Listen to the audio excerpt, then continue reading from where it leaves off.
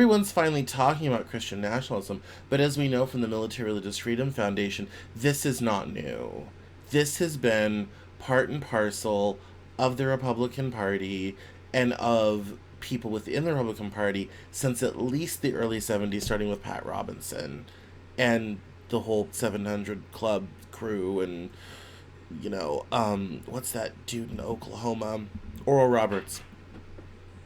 You know, this is all of this stuff that's happening with the Trump administration, be it the Christian nationalism, the white nationalism, the authoritarianism. None of this stuff is happening at this very moment in a vacuum. The reality is all of this stuff builds on layers. For example, I kind of laugh because when we talked about, the Patriot Act after 9/11 and the extraordinary powers it gave the federal government, people at the time said, this will come back to bite us one day. And that day is here.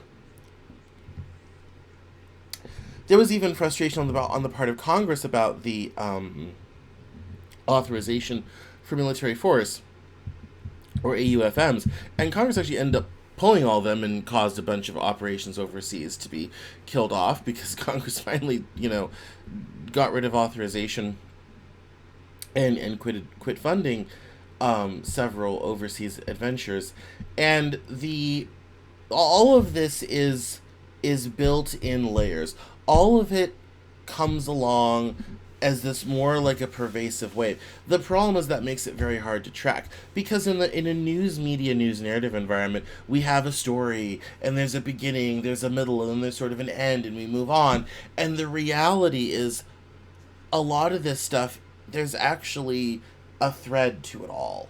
There is something that comes through from it all. So when we talk about fringe or overreach, we can say, yeah, that started with the Patriot Act, that started, with pandemic regulations. And the same thing with this conversation we're having on Christian nationalism. It's the same vibe. All of this stuff adds up over time, and now people feel emboldened, because some people agree with them, to really come out and start saying this stuff out loud and in meaningful ways. And this is on the AP from YouTube, and this sort of story isn't necessarily going away. And the unfortunate, reality is we now have people in power who are willing to promote this Christian nationalist agenda. And as I've long said, I think I said it last week, Trump is a moderating force on the GOP.